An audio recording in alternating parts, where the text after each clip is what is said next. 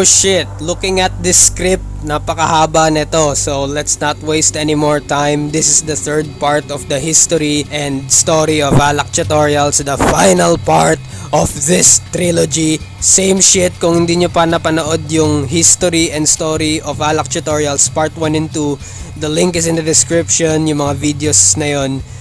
Panoorin nyo muna yun bago panoorin to, and let's get right into this shit. The hunt for the next Alak tutorials host is on. Pinag-iisipan ni Manong Jireh sino kaya ang pwedeng maging host ng Alak tutorials. Iniisip niya si AJ De Roque kasi you know his funny attitude, his funny jokes. Basta sobrang nakakatawa kasi ni AJ De Roque, the brother of Rick G. So si AJ De Roque ang pinakaunang naisip ni Manong Jireh na maging host ng Alak tutorials series. Tinanong niya si AJ at ang sagot ni AJ is gusto daw niya. Pero ayun lang. But wait! Manong Jireh has made up the idea. What if hindi lang isa ang host ng Alak tutorials? What if dalawa or tatlo ang host ng Alak tutorials? So, niyaya niya si Gerald Monroe, this guy, also known as Juan E. Yeah, Juan E. Kung tama man yung pronunciation or whatever, basta Juan E. Gerald Monroe. And thus, Alak tutorials has officially returned. Nagulat si Manong Jireh. Maganda ang feedback ng mga fans. Pero as always, hindi tumigil yung mga nagtatanong na, oh, nasan si yung dating host or whatever. Anyone can host Alak tutorials. Thus, Manong Jireh has made the motto, Alak tutorials shall continue with or without Jireh.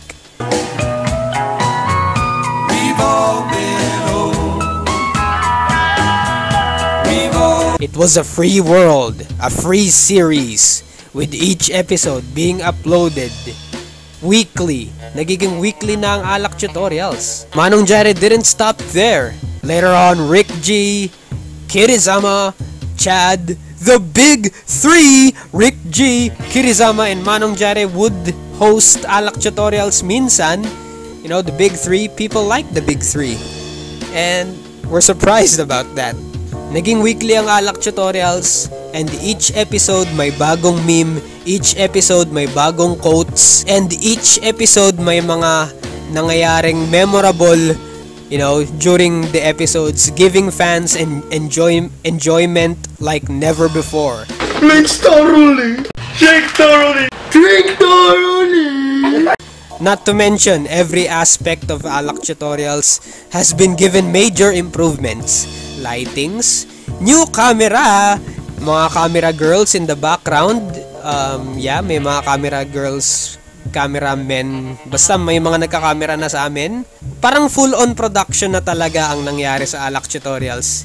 Each episode was treated like an event. Alak tutorials is back and better than ever. So, throughout the duration of 2019, Alak tutorials was the shit here in G Plana Squad. From 2019 up until early 2020, tuloy-tuloy ang Alak tutorials weekly. And thus, present day. Holy shit. Present day, the world has been crippled due to the pandemic. Alam nyo na yon. The multiverse has fallen. The lockdown has made it difficult for G Plana Squad members to come together para ma-record ang Alak tutorials. And thus, Alak tutorials has yet again been stuck in a hiatus. Hiatus na naman ang Alak tutorials.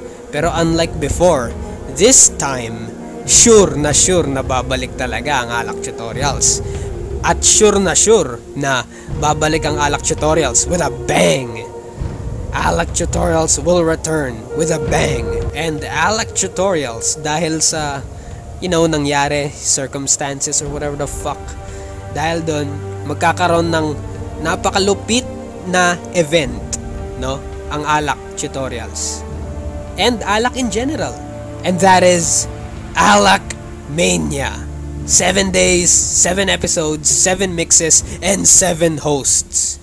Alak Mania will be a rocket buster of the ages. It's gonna be fun, Maggle. It's all about having fun. Magiging yearly event na ang Alak Mania. Like every year magkakaroon ng Alak Mania, and yeah, that's for sure.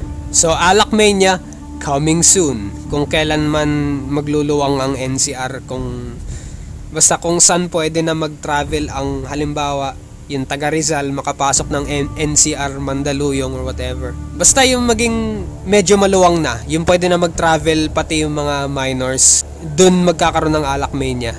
Sana.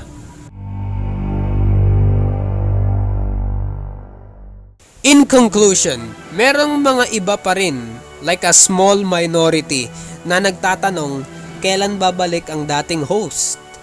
Babalik ba siya? Well, the founder of Alak Tutorials, also known as Mama ni Manong, has made a statement about this. If Jireh apologizes, then there might be a chance of him returning. There is more shit kasi na nangyari behind the scenes, pero let's not talk about that. Privacy na kasi, no? Ng both parties. Privacy, whatever the fuck. Basta ang daming mga bullshit na nangyari behind the scenes. Jireh does not own the series. It's not Alak Tutorials with Jireh. It's Alak Tutorials with G Plana Squad. Meaning everyone in the group can and will be a host. So there's a slight chance for the old host to return, but time will tell. Who knows what the future holds. Like hindi natin alam yung future. Who knows? Baka mangyari, no? Maging host siya ulit. Pero, you know, it's Alak Tutorials with G Plana Squad. Lahat host, hindi lang isa. Para hindi na maulit yung nangyari dati, you know, the bullshit na tampo-tampo, fucking fucked up shit. Basta fuck that shit. So ayun na nga, ayan na yung buong history at story behind Alak Tutorials series. Yung present day, ayun nga, inaantay namin kung kailan maluwag na yung Philippines, no? Para makapag-travel na yung mga unggoy, no, sa HQ para mangyari na yung Alak Mania and yung, you know, future Alak Tutorials halo. Ang dami pang halo sa Alak Tutorials. Super dami. Ang dami pang halo na hindi pa namin nagagawa, and ang dami pang mga halo na gusto namin gawin pero hindi pa namin magagawa kasi hindi pa kami nakikita. So that is it for this history and story of Alak Tutorials. The full story. No holds barred. And that's the bottom line because Manong Jireh said so. Like, comment, share, subscribe. Did you enjoy this journey? Comment down below. Yeah. It's fun, Maggle!